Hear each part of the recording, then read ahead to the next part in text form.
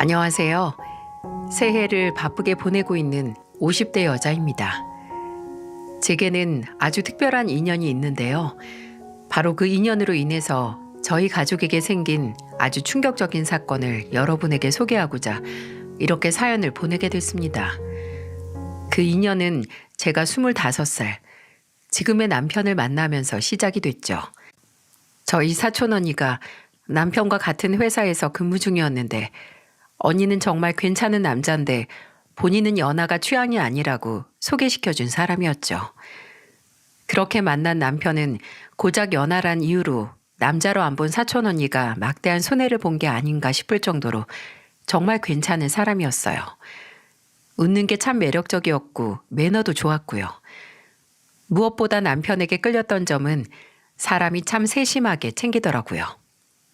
함께 식사를 할 때는 제가 잘 먹는 음식은 꼭 기억을 했고 같이 식사를 할 때 돈가스나 스테이크처럼 직접 칼로 썰어야 하는 음식을 먹으면 먼저 다 썰어서 앞에 놔주고 옷에 뭐가 묻으면 제깍제깍 닦아주더라고요. 그게 너무 자연스럽고 몸에 배인 배려 같아서 대충 감이 와서 물었죠. 지훈 씨, 혹시 동생 있어요?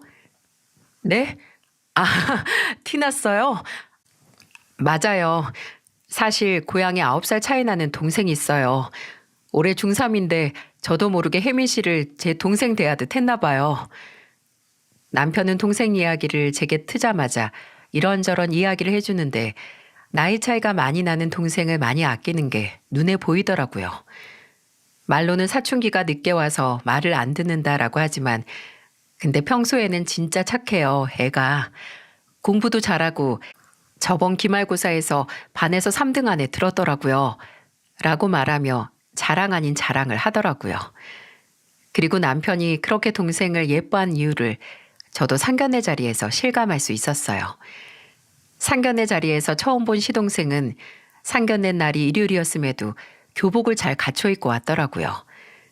그게 좀 의아해서 물으니까 남편이 장난스럽게 웃으면서 이렇게 말하는 게 아니겠어요?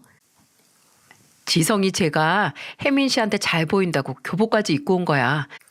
처음 형순이 만나는데 그냥 후드티에 청바지 입고 만날 수 없다고 아침부터 지 교복 셔츠 각 맞춰서 다려서 입었대.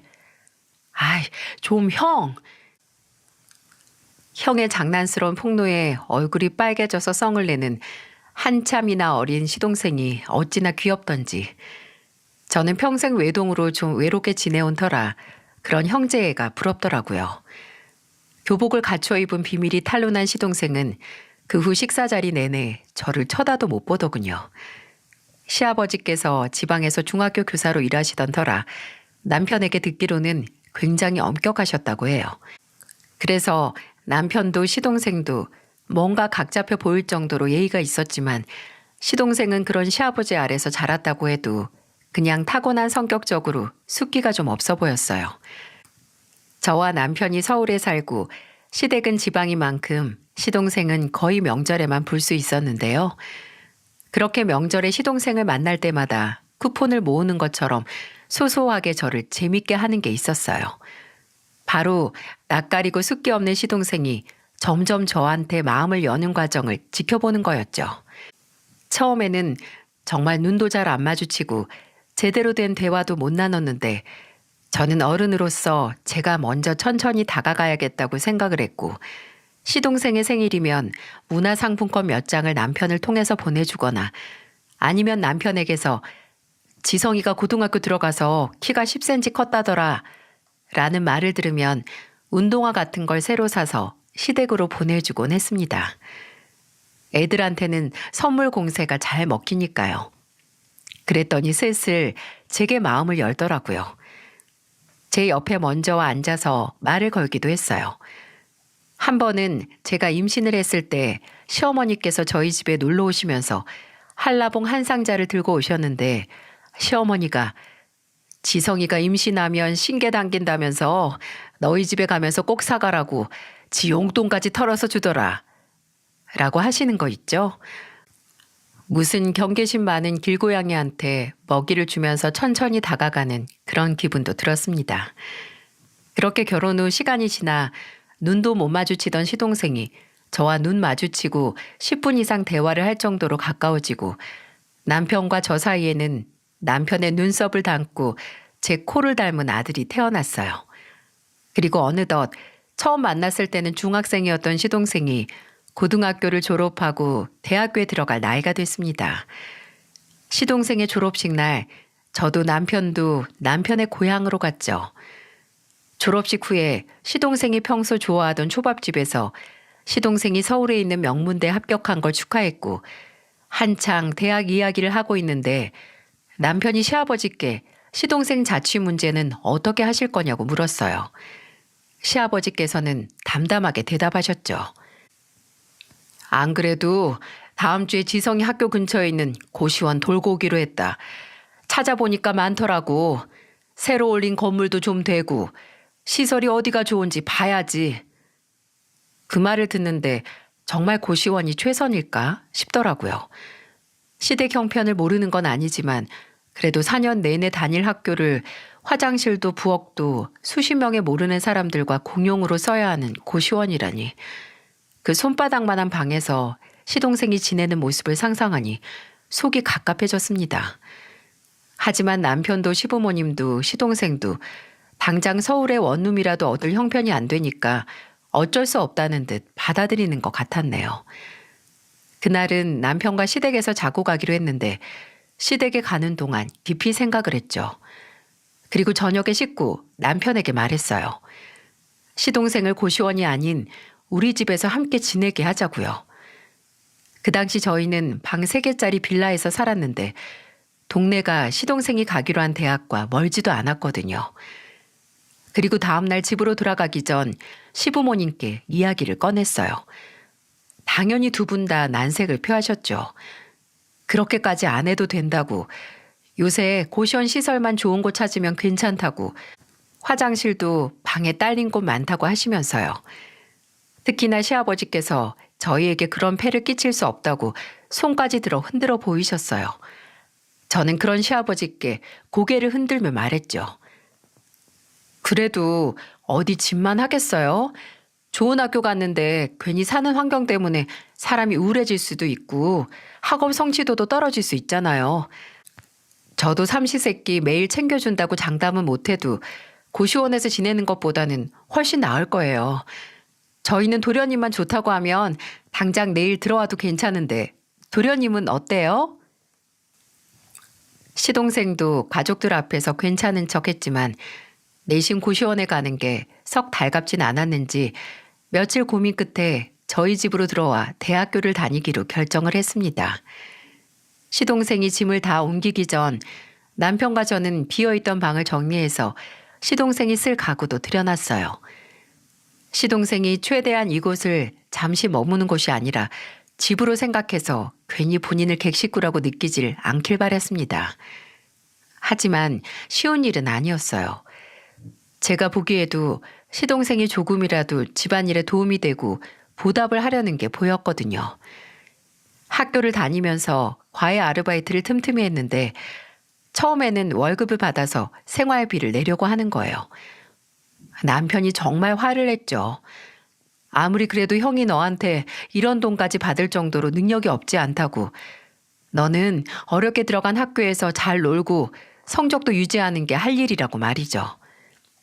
근데 그 후로는 생활비를 저나 남편이 안 받을 걸 아니까 이제 직접 음식 재료나 생활용품을 장봐오는 게 아니겠어요? 그 모습을 본 남편은 그래야 본인 마음이 편해서 그런가 보다 하고 그냥 하고 싶은 대로 하게 내버려 두자고 했죠. 또 한 달에 한 번은 저희 아들과 날짜를 정해서 손잡고 동네 큰 문방구에 가서 장난감을 하나씩 사주곤 했어요. 그건 단순히 조카에게 장난감을 사주는 것뿐만이 아니라 은밀한 계약의 일종이었는데요. 저희 애가 어렸을 때부터 양치하는 습관이 정말 안 들었었어요. 그래서 저도 남편도 자기 전에 칫솔을 들고 아들 입을 열기 위해 한판 전쟁을 치러야 했습니다. 그때 시동생이 제안을 한 거예요. 한 달 동안 매일 빠짐없이 양치를 하면 삼촌이 문구점에 가서 승우가 원하는 거 뭐든 사준다고 말이죠. 그렇게 초코맛, 딸기맛 치약도 먹히지 않던 아들은 시동생과의 약속으로 인해 밥만 먹으면 바로 화장실에 달려가 양치를 했습니다. 이렇게 시동생은 저희 집에 엄청난 도움이 됐는데 본인만 모르는 것 같았어요. 한 번은 남편이 지성이가 학교 끝나고 동기들이랑 술만 마시면 집에 안 들어오는 것 같아.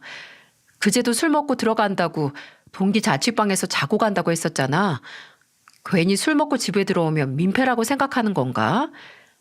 라고 말하며 좀 서운하다고 하더군요.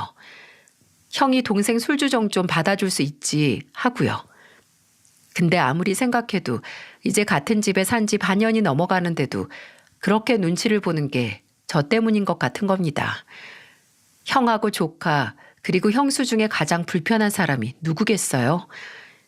그래도 몇 년 동안 가족으로 살았지만 그래도 형수는 어렵나 보다 싶어서 괜히 시동생과 저 사이에 벽이 더 단단하고 높아진 것 같아서 씁쓸했는데 아직 그 벽이 허물어질 타이밍이 안 온 것일 뿐 불가능한 게 아니더라고요. 그날은 제가 몸 상태가 안 좋아서 밥만 안 치고 바로 약 먹고 잤거든요. 그렇게 땀 쭉 빼면서 자고 있는데 얼마나 잤는지 모르겠지만 귓가에 소음이 들리면서 눈이 먼저 떠지더라고요. 남편은 옆에서 자고 있고 휴대폰을 확인해 보니 밤 11시가 되고 있었죠. 근데 살짝 열린 방문 틈으로 진짜 미세한 빛이 들어오고 뭔가 떨그럭거리고 물소리도 살짝 들리는 게 아니겠어요? 뭐지 싶어서 푹 자서 깨어난 몸을 일으켜 나가봤더니 제가 일찍 잠에 들었음에도 불구하고 거실이 말끔하게 청소가 되어 있더라고요. 밟히는 거 하나 없이 말끔한 거실 바닥을 밟으며 물소리 근원지로 향하는데 주방불이 켜져 있었고 그곳에는 묵묵히 뒤돌아서서 설거지를 하는 시동생의 등이 보였습니다. 도련님, 이 시간에 뭐해요? 아, 깨셨어요? 혹시 저 때문에 깨셨어요? 조용히 한다고 했는데 그릇 부딪히는 소리가 컸나 봐요. 죄송해요. 얼마 안 남았으니까 빨리 끝낼게요. 아니, 그게 아니고 혹시 거실도 도련님이 치운 거예요? 별로 할 것도 없었어요. 승우가 바닥에 장난감하고 책들만 치웠고 전 걸레질 한번 했는데요, 뭘. 아우, 도련님, 이렇게 안 해도 돼요. 내일 학교 가는 날이잖아요. 과제도 많으면서. 이 정도는 당연히 같이 사는데 저도 해야죠. 제가 먹은 그릇도 있고 저도 거실 쓰는데 형수님은 가끔 제가 아직도 중학생으로 보이시나 봐요. 걱정 마세요. 집안일을 학교 공부에 지장 갈 만큼 하진 않으니까요. 아, 그러고 보니 형수님 식사 안 하고 주무셨잖아요. 아까 나가서 즉석 죽 사왔는데 데워드릴까요? 그럼 죽은 됐고 라면이나 하나 끓여줄래요? 왜? 저번에 도련님이 친구들하고 놀러 갈 때마다 라면 당번이라면서요. 잘 끓여서. 그 소문난 라면 나도 한번 먹어보게요.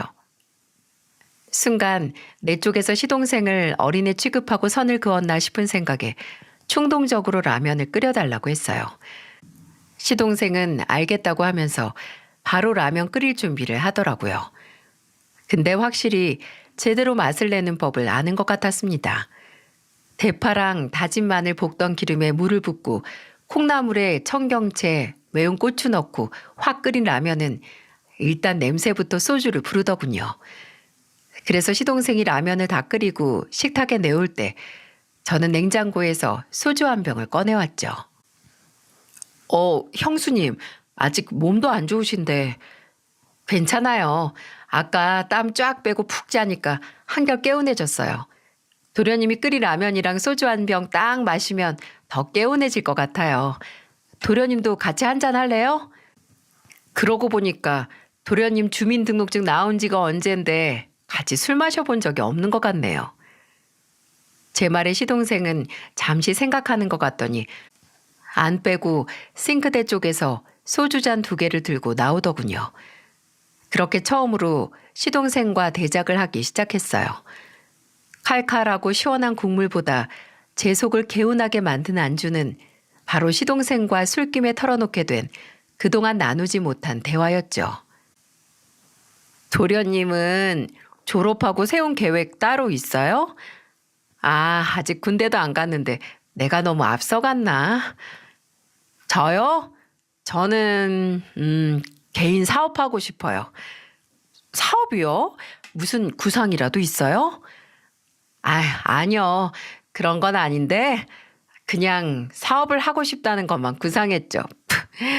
그냥 나중에 돈 벌면 우리 가족들 다 제가 버는 돈으로 평생 걱정 없이 살 수 있게 돈 벌고 싶다는 게 제 꿈이었는데 그렇게 막연하게 생각하니까 사업이 하고 싶더라고요.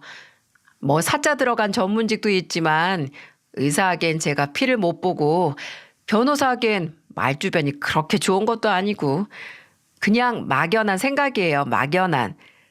진짜 꿈은 나중에 정말 돈 많이 벌면 넓은 땅 사서 거기 3층짜리 주택 지어서 저랑 형이랑 부모님이랑 다 같이 사는 거예요. 물론 형수님한테는 제일 좋은 방 드릴게요. 나 좀 봐. 저 정말 형수님이 편해졌나 봐요.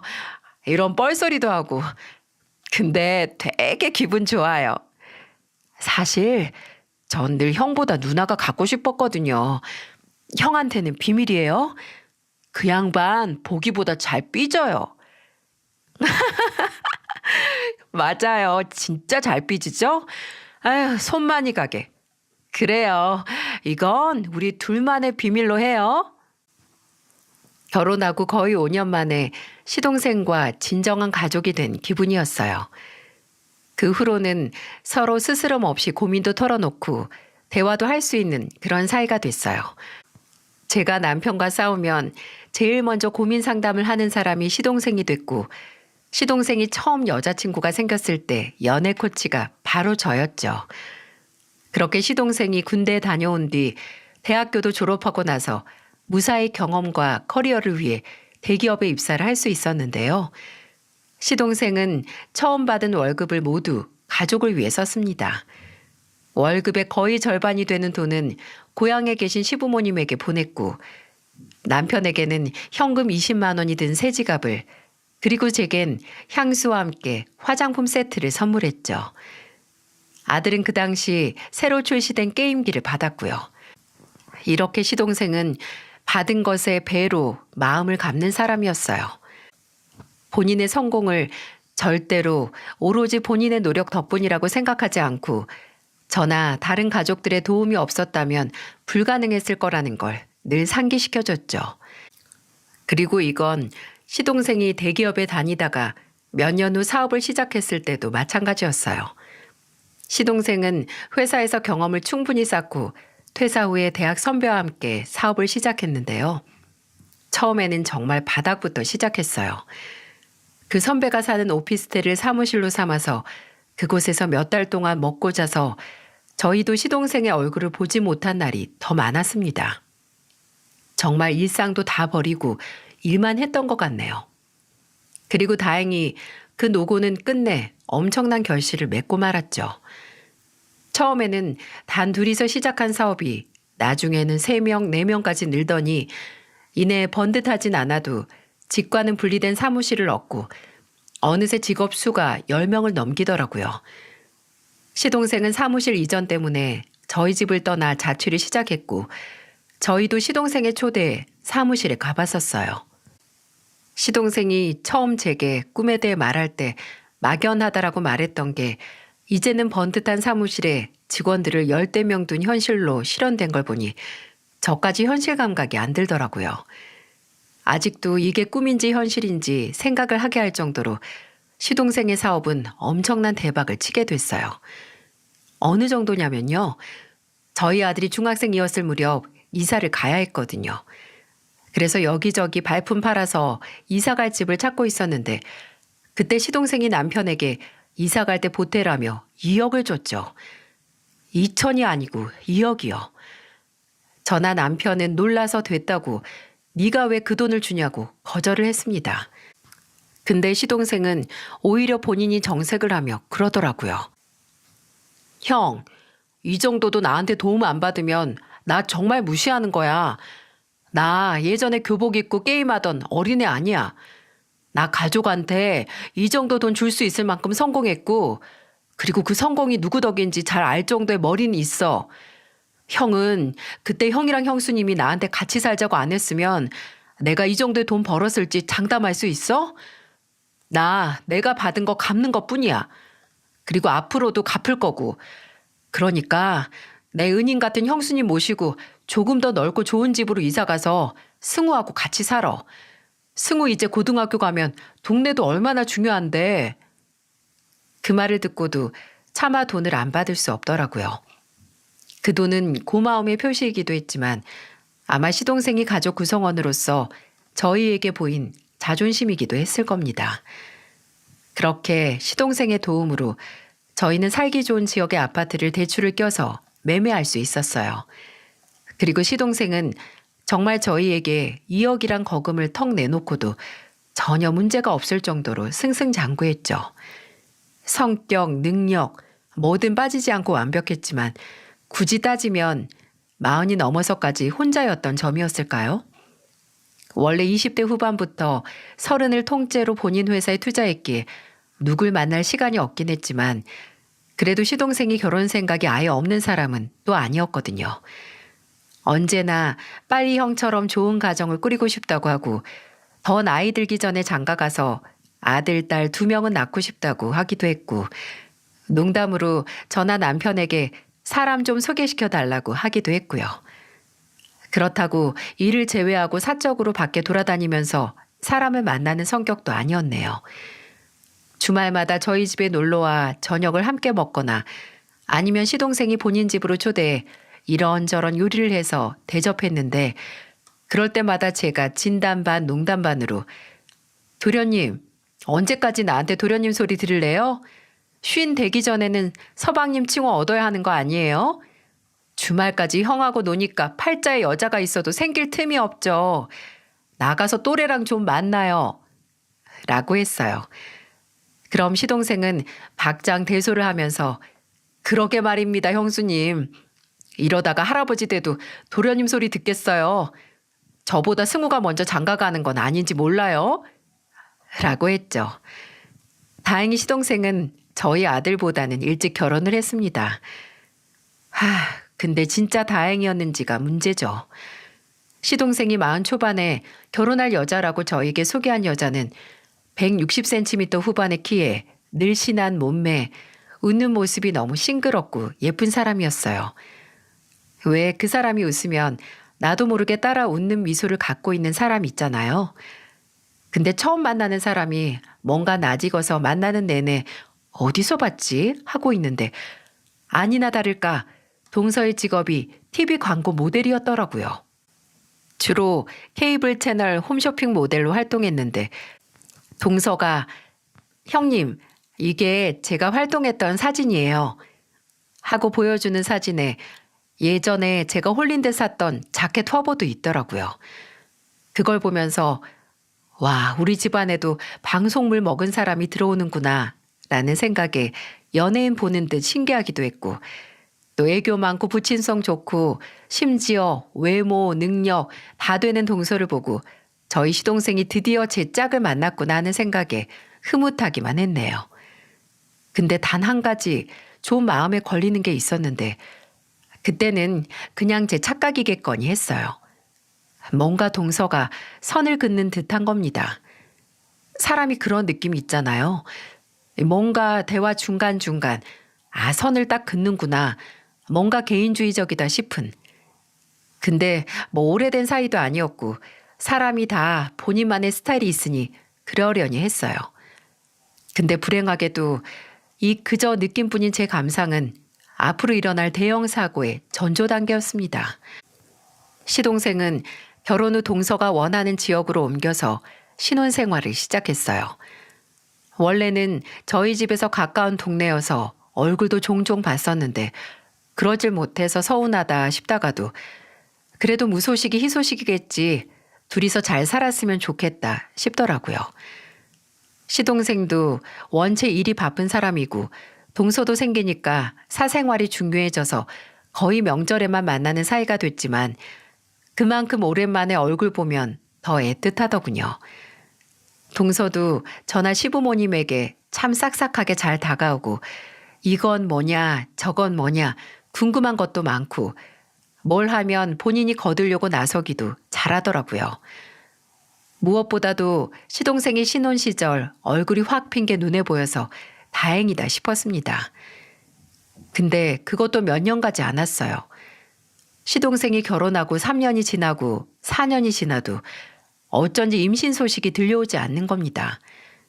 물론 제가 알 바 아니고 당사자 둘의 일이지만 결혼 전부터 시동생이 신혼집 리모델링 할 때 다른 방들보다 아이방 먼저 만들 정도로 얼마나 빠르고 간절하게 아이를 원했는지 알기에 신경이 쓰일 수밖에 없었어요. 하루는 남편이 시동생에게 어째 좋은 소식이 안 들려온다? 라고 물으니 시동생이 정말 좀 심각한 표정으로 그러더라고요. 안 그래도 시도를 안 하는 건 아닌데 몇 년째 소식이 없으니까 나도 불안해. 아무래도 내가 나이가 많으니까 나한테 문제가 있는 건 아닐지. 만약 그렇다면 민주한테 미안해서 어떡해? 민주도 나만큼 아이를 원하는데.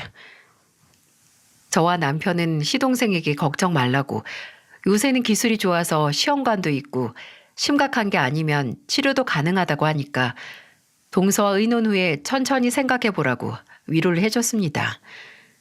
그리고 몇 달 후 시동생의 생일날, 시동생이 생일 당일에 저희를 집으로 초대했어요. 맛있는 거 많이 해줄 테니까 조카랑 같이 오라고요. 그래서 평소 운동을 좋아하는 시동생을 위해 운동복 몇 벌을 사서 갔죠. 요리를 좋아하는 시동생은 뭐 감바스니 샐러드 파스타니 하는 온갖 음식을 만들어 놓고 저희를 기다리고 있었는데 동서가 안 보이는 거예요. 들어보니 점심에 같이 케이크에 촛불 켜고 친정에 갔다고 하더군요. 뭔지 모르게 살짝 불편한 마음을 애써 감추고 시동생이 차려준 음식 먹고 이런저런 대화를 나누는데 새 컵이 필요해서 제가 싱크대 쪽으로 갔거든요. 근데 살림해보신 분들은 아실 거예요. 인덕션 겉에 두껍게 코팅될 정도로 쌓일 기름은 하루 이틀 사이에 생기지 않는다는 것을요. 주방 안쪽에 들어가자마자 인덕션 주변에 덕지덕지 눌러붙은 기름과 심지어 착색까지 된 게 주방 청소를 오랫동안 안 했나 싶더라고요. 그리고 냉장고에서 음료수를 꺼내려는데 점심에 생일 케이크에 초를 붙였으면 케이크가 남아있어야 하는 거 아닌가요? 그런데 냉장고를 포함해서 주방 어디에도 케이크 상자를 보지 못했어요.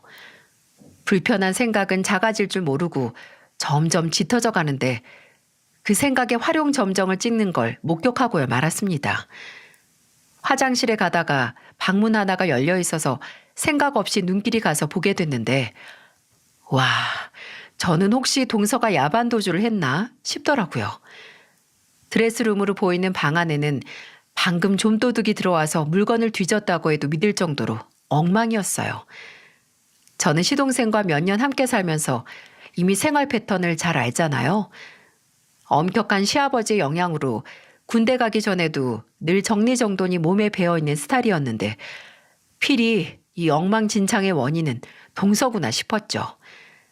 정신이 빠진 얼굴로 너저분한 방을 보고 뒤돌아서려고 하는데 그때 드레스룸 구석에 있는 가득 쌓인 쓰레기통에 아래에 떨어진 무언가가 제 눈에 들어왔어요. 핑크색으로 보이는 포장지. 그건 저도 잘 알고 있는 거였어요. 바로 피임약이었습니다. 총 24알이 들어있는 알루미늄 포장이 텅 비어서 쓰레기통 아래에 떨어져 있던 거예요. 떨어져 있는 건 분명 쓰레기 맨 위에 있다가 떨어진 걸 테니 버린 지 얼마 안 됐다는 거고 꽤 오래 최근까지 복용을 했던 거죠.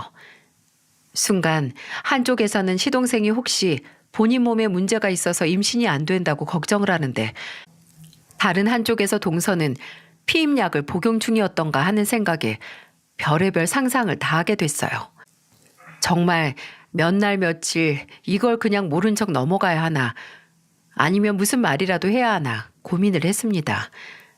그리고 끝내 동서에게만이라도 말을 해봐야겠다 싶었어요. 그래서 하루 날을 잡고 동서와 식사를 같이 하자는 핑계로 만나 이야기를 했습니다.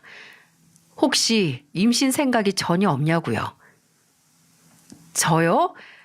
저도 당연히 한시라도 빨리 아이 갖고 싶죠. 그 사람 나이도 있는데. 동서, 내가 본 게 있고 또 걱정이 돼서 그러니까 기분 나쁘게 듣지 않았으면 좋겠어. 내가 저번에 서방님 보러 동서 집에 갔다가 버린 지 얼마 안 된 피임약을 봤거든? 임신 문제야 당연히 부부의 일이고 삼자 개입 없이 둘이서 상의하는 게 맞는데 동서도 알잖아. 서방님이 얼마나 아이를 원하는지. 근데 안 생기니까 혹시 본인 몸에 문제가 있는 건 아닐까 엄청 걱정하고 있어. 동서한테도 미안해하고. 동서가 만일 아이를 갖고 싶지 않아서 약을 복용한 거면 지금이라도 솔직하게 서방님한테 털어놓고 상의를 해. 끝을 내든 의견을 조율하든 이대로 서방님이 본인 탓만 하면서 괴롭게 만들지 말고. 우리 형님이 걱정하셨구나. 사실 이번 달에 제가 약을 먹은 건 맞아요. 회사에서 좋은 광고 제의가 들어왔는데 그게 촬영이 6개월 후라서 지금 아이가 생기면 물거품이거든요. 저도 그 사람이 아이를 얼마나 원하는지 아니까 지금은 당장 때가 아니라고 하면 상처받을까 봐 걱정돼서 말 못했던 거지. 다른 생각은 없었어요. 걱정 마세요. 이 광고만 끝나면 정말 아이 가질 거예요. 그러니까 걱정 마세요. 우리 형님이 어린 서방님 생각하는 건 알아줘야 한다니까.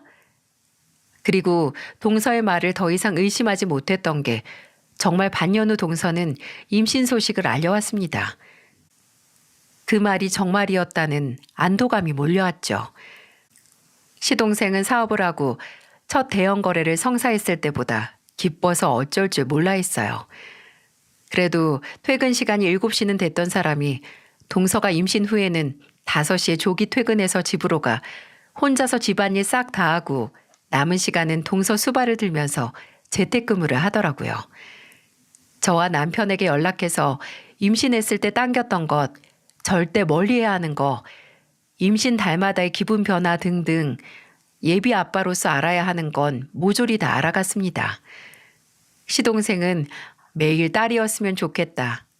아니 아들도 좋은데 아니 만약 딸이라면 이라고 심경의 변화가 임산부보다도 더 심했죠. 그렇게 태어날 아이를 위해 하루하루 설레했고 만반의 준비를 다 해가던 와중 동서가 임신 26주 정도 됐을 때 임신을 하고 처음으로 시동생이 지방으로 출장을 가야 했어요. 그래도 임신한 동서를 두고 집을 비우는 게 마음이 안 놓인다며 미루고 미루다가 안 가려고 하는데 안 되는 데까지 온 거죠. 가기 전에도 제게 혹시 시간이 된다면 한번 들여다 봐달라고 간곡히 부탁까지 하고 그제야 출장길에 오르더군요. 그렇게 임신한 동서와 뱃속의 아이를 끝까지 걱정하며 떠난 시동생은 차마 본인 걱정은 못해나 봅니다. 시동생이 출장을 가고 이틀 후 동서에게서 울면서 전화가 왔어요. 시동생이 하루 일찍 출장을 끝내고 서울로 오다가 접촉사고가 크게 났고 지금 병원으로 후송 후 수술 중이라고 말입니다.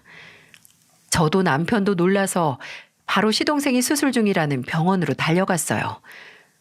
부푼 배를 끌어안고 울고 있는 동서는 저를 보자마자 매달려서 더 큰 소리로 울기 시작했어요.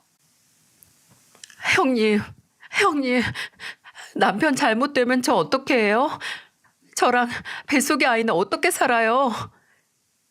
패닉에 빠진 동서를 보면서 저 또한 정신을 차릴 수 없었고 그렇게 든든하고 강철과도 같은 형이었던 남편도 끝내 수술실 앞에서 눈물을 흘렸습니다. 시동생은 사고로 인한 척추와 골반 수술을 비롯해 몇 차례 걸친 수술을 견뎌야 했고 다행히 수술은 무사히 끝났고 경과를 지켜봐야 한다는 의사 선생님의 말을 들을 수 있었어요. 수술은 잘 됐다고 했지만 의식은 좀처럼 되돌아오지 않은 터라 저도 다른 가족들도 안심을 할 수 없었어요. 동서는 매일같이 임신한 몸으로 시동생의 곁을 지키려고 했기에 저도 그런 동서를 돕기 위해 자주 시동생의 병실에 찾아갔습니다. 그때 잠들어 있는 것 같은 시동생을 보면서 잠도 못 자고 하염없이 눈물을 흘리는 동서를 보고 저게 사랑이라고 순진하게 생각을 했어요. 그게 모두 연극이었다는 걸 세상에 누가 알아챌 수 있겠습니까? 오전에 동서가 시동생 간병을 하면 제가 오후쯤 가서 교대를 하고 동서가 잠을 자고 쉬고 올 수 있게 했는데 그날은 좀 일찍 집에서 나와 다른 날보다 한두 시간 정도 전에 병원에 도착을 했거든요. 가기 전에 뭐 마실 거나 먹을 거 사갈까 싶어서 병원 앞에서 동서에게 전화를 했는데 통화 중이더군요. 대수롭지 않게 생각을 하고 시동생이 있는 병실에 갔는데 2인실인 병실에 딸랑 시동생 혼자 누워있는 게 아니겠어요? 그때 간호사분이 들어와서 보호자를 찾더라고요. 제가 들어도 되지만 동서라면 직접 듣고 싶어 할 것 같아서 다시 동서에게 전화를 걸었는데도 대체 무슨 전화인지 계속 통화 중이었어요. 일단 간호사 선생님께 양해를 구하고 나가서 동서를 찾았어요. 화장실에 들렀다가 나와서 혹시 환자복을 새로 받으러 간다 싶어서 복도를 지나고 있는데 그때 이게 대체 무슨 소리죠? 정말 찢어지는 것처럼 사람이 깔깔깔 웃는 소리가 비상구 쪽에서 나는 겁니다. 평소 같았으면 그 찢어지는 웃음소리가 행여 동서의 목소리라고 상상도 못했을 거예요. 그때는 무슨 촉인지 문에서 가까이 들리는 웃음소리에 저는 엘리베이터를 통해서 한층 위로 올라가서 비상구 문을 슬며시 열었어요. 그리고 어렴풋이 아래층으로 보이는 동서의 정수리를 발견했죠. 비상구 하나 아래층 벽에 기대서 전화 통화를 하고 있는 동서는 들고 있는 휴대폰 너머의 상대에게 세상 날티나는 말투로 말을 하는데 저게 내가 아는 그 사람이 맞나 싶더라고요. 하지만 그 의외의 모습보다도 더 충격적이었던 건 바로 그 대화의 내용이 너무나 원색적이고 속이 터지다 못해 녹아내릴 만한 내용이었기 때문이었네요. 걱정하지 마. 아직도 눈 하나 못 뜨고 손가락 까딱 제대로 못하는데 깬다고 해도 정상적으로 구실이나 하겠어? 지들도 양심이 있으면 반병신된 인간 평생 나한테 수발들라고 못하고 먼저 이혼하고 살 길 찾아가라고 하겠지. 여기 인간들은 그러고도 남아. 세상 착한 척은 지들끼리 다 하거든. 그래, 그렇다니까. 그러니까 넌 앞으로 나한테 잘할 생각이나 해. 예전처럼 딴 여자한테 눈 돌리면 바로 나가리니까. 알겠어? 인생은 삼세판이라고. 내가 너한테 두 번째 기회 준 줄이나 알아. 그거면 다야? 내가 돌아가면서 반병신 된 인간 재산도 가져갈 테니까 나 잘 모시고 살 준비나 하셔. 어? 아, 그래. 내가 아는 재산만 20억이야, 20억. 몽땅은 아니어도 어느 정도 내가 가져갈 수 있겠지. 뭐, 못 깨어나면 몽땅이지만. 이게 사람이 할 수 있는 대화인가요? 여기서 반병신은 누구고 착한 척하는 인간들은 누구인지 감이 오시죠? 착하고 애교 있던 동서는 사실 품 안에 독을 품고 있는 저열한 독사였던 겁니다. 당장 동서가 듣는 귀 상상도 못하고 떠들고 있는 말들을 듣는 것만으로도 후들거리는 다리를 다잡느라 차마 녹음을 하지 못했어요. 그리고 당장 이게 대체 무슨 말이냐고 제가 뛰어든다고 해도 몇 년 동안 저런 모습을 감추고 산 인간이 얼마나 연기를 잘하겠습니까? 그래서 일단 그날은 가만히 잠자코 있었고 뒤에서 저 독사의 독을 몽땅 뽑아내 잡을 계획을 세웠어요. 원래 여우를 잡기 위해서는 여우가 되어야 한다고 하잖아요. 저는 흥신소를 찾아갔습니다. 사무실에서는 성금만 바로 준다면 지금이라도 탈탈 털어줄 수 있다고 걱정 말라고 장담하더군요. 저는 바로 현금으로 성금을 치렀고 그렇게 2주 뒤에 흥신소 직원은 저희한테 정말 잘 찾아오신 거예요. 라고 하면서 2주 동안 본인들이 쓸어모은 증거들을 제게 보여줬죠. 이건 둘이서 손잡고 가다가 주차장에서 같은 차 타고 나오는 사진이랑 동영상, 그리고 이건 같은 아파트 들어가는 거. 이 아파트가 이 남자가 사는 아파트인데 혹시 동서란 사람이 이전에 사실혼 관계 남자가 있다는 건 의뢰인분이나 가족분들은 알고 계셨어요? 같이 거의 10년을 동거하면서 살았던데요. 혼인신고한 자료는 안 남았어도 사실로는 확실해요. 거기 있는 건물 관리자 한 명이랑 청소하는 여사님은 아직도 이 여자를 기억하고 있더라고요. 몇 년 동안 안 보여서 1202호 남자랑 이혼했나 했는데 한 2년 정도 전에 다시 보인다고 별거 하다가 합친 것 같다고요. 제정신이라면 아마 그 당시 제가 듣고 본 증거들을 믿지 못했을 거예요. 저도 머리가 어지러질 정도의 정보들을 제 스스로 받아들이기까지 엄청난 노력을 해야 했으니까요. 하지만 제가 몇 번 눈을 깜빡거리고 고개를 저어도 증거는 달라지지 않았습니다. 저는 그날 바로 제가 받아온 증거들을 남편에게 보여줬어요. 남편은 저보다도 더 받아들이기 힘들어했어요. 이럴 수가 없다고, 당장 사고도 감당하기 힘든데 내 동생한테 이런 일이 일어날 수 없다고 말입니다.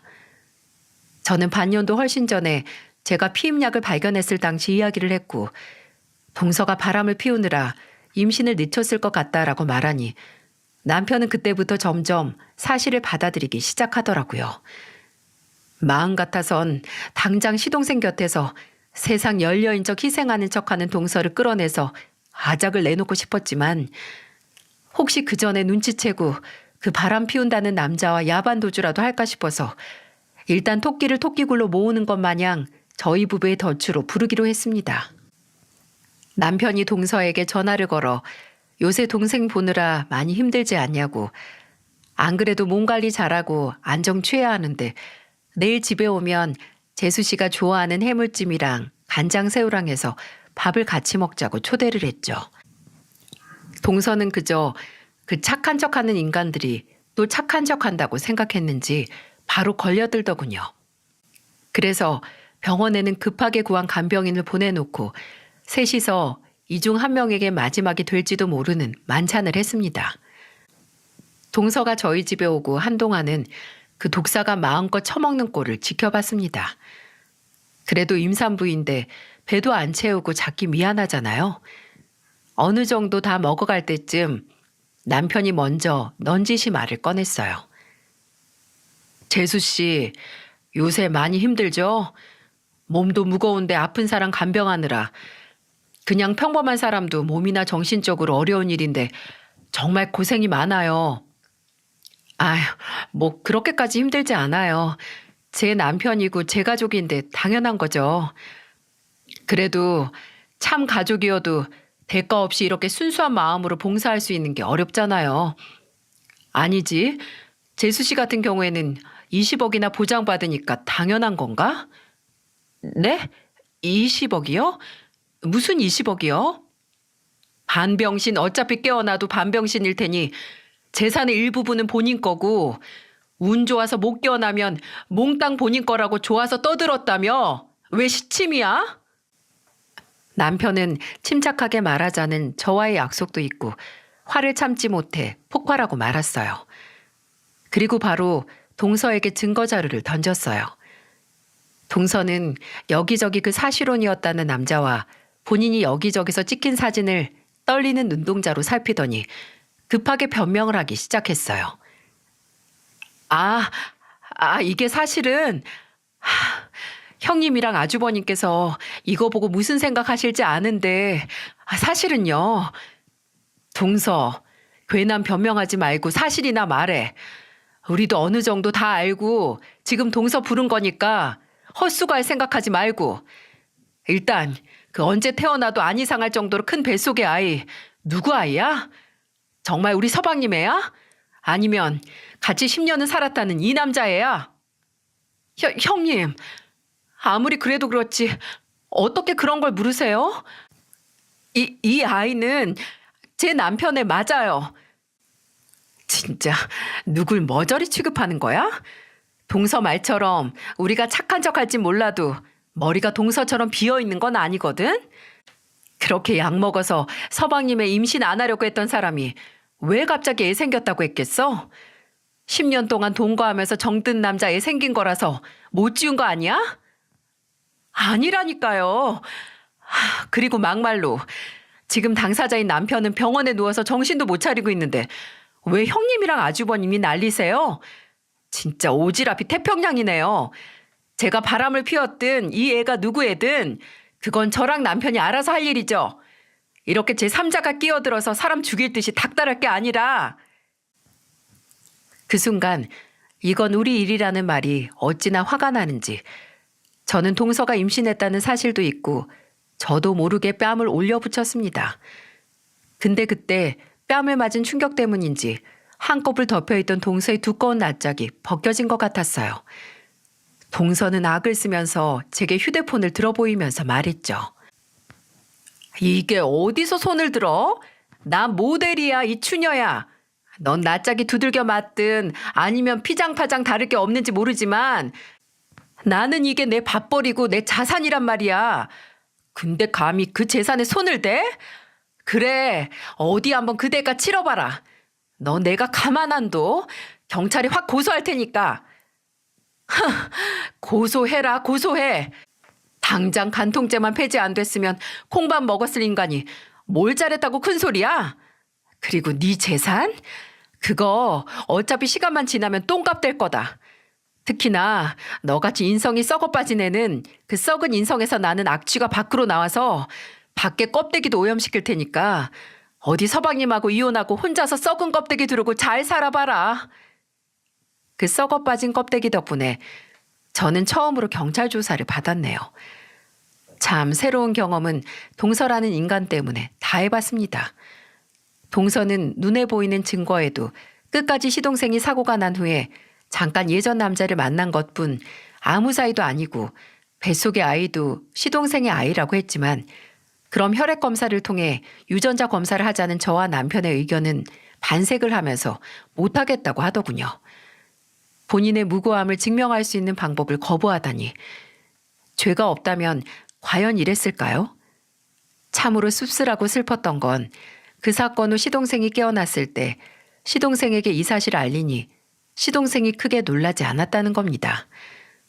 저도 남편도 막 깨어난 지 며칠이 안 돼서 아직 현실이 구분이 안 가나 했는데 사실 동서가 누굴 만나고 있다는 느낌은 임신 소식을 듣기 이전에 본인도 느끼고 있었다는 거예요.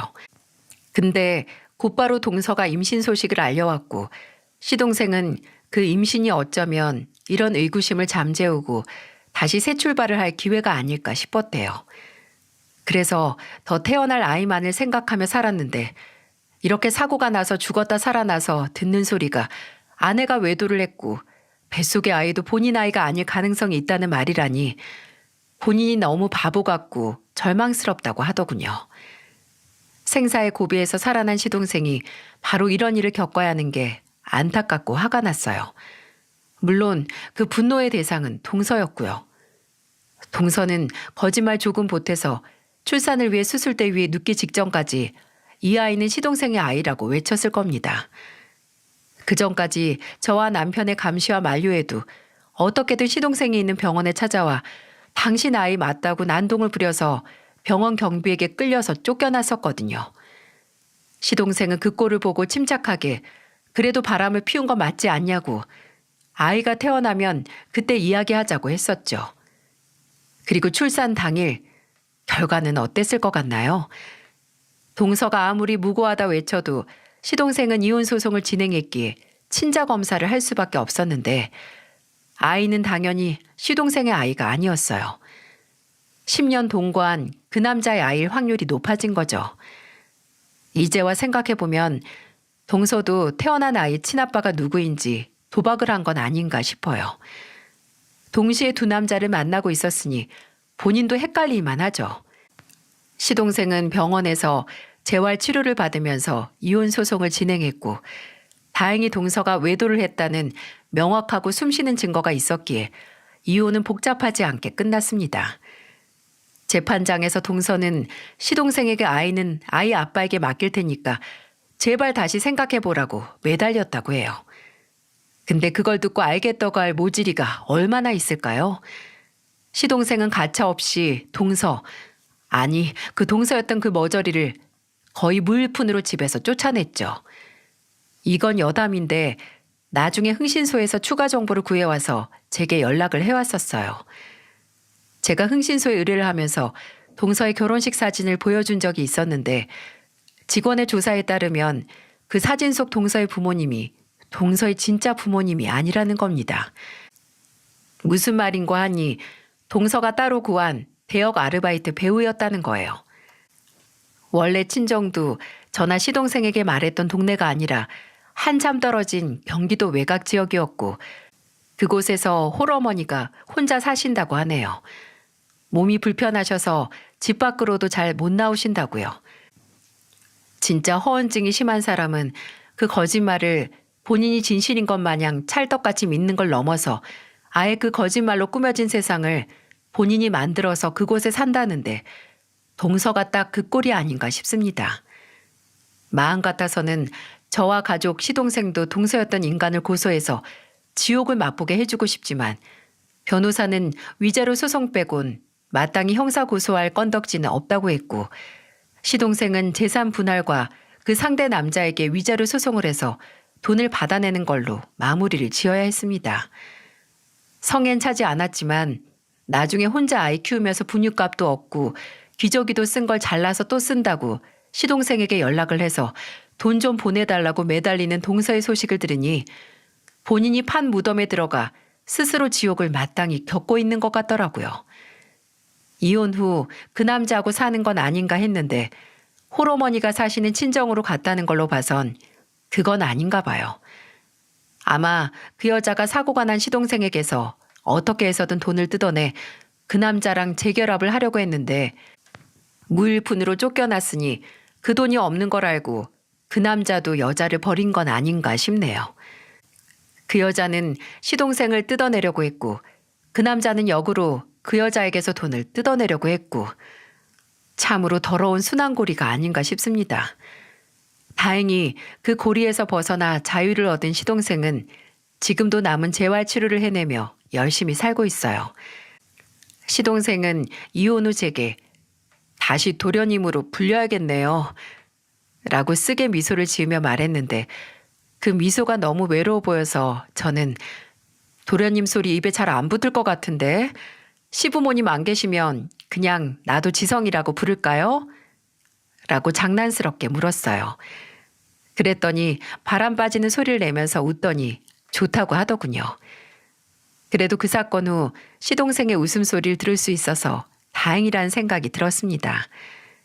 시동생은 신혼집을 정리하고 다시 본인 회사와 저희 집 중간 지점에 있는 지역에 집을 얻어서 살고 있어요. 저도 남편도 이혼 직후에는 자주 찾아갔었는데 이제는 정말 걱정 말라는 시동생의 말을 듣고 한동안 그냥 전화 연락만 하고 했습니다. 그래도 저희가 걱정할까 봐 매번 오늘은 뭘 먹었는지 가족 단체 카톡방에 사진을 찍어서 올리고 이동 중이면 차가 막힌다, 커피를 마시면 커피 마신다 등등 인증 사진을 찍어서 보내고 있습니다. 본인이 겪은 일도 감당하기 벅찰 텐데 걱정할 가족을 위하는 모습만 봐도 시동생은 정말 이런 일을 겪어서는 안 되는 사람이라는 생각만 짙어져 가네요. 아까도 이 기억을 짜내가면서 사연을 써내려 가는데 시동생이 문자를 보냈더라고요. 저녁 뭐 먹을지 골라달라고요. 제육볶음이랑 부대찌개 중 골라달라고 해서 집에 그것보다 맛있는 감자탕이 있으니 먹고 가라고 했네요. 솔직히 말하면 결혼을 하고서도 시동생은 제게 종종 교복을 입고 고개도 못 들던 어린애처럼 느껴질 때가 많았어요. 근데 이제는 큰 인생의 파도를 스스로 묵묵히 넘는 어른이라는 느낌이 커졌습니다. 하지만 혼자의 힘으로 그 큰 파도를 이겨낼 수 없을 테니 저도 다른 가족들도 옆에서 끝까지 남아서 힘을 줘야겠죠. 부디 이 사연을 듣는 많은 분들이 딱 한 번씩이라도 파도를 넘는 제 시동생에게 응원하는 따뜻한 마음을 보내주셨으면 좋겠습니다. 세상 모든 일은 혼자만의 힘으로 해결되는 게 없으니까 저도 구독자 여러분이 그 어떤 인생의 파도가 와도 그 파도를 오히려 즐기고 손쉽게 넘길 수 있도록 기도하겠습니다. 모두 감사합니다.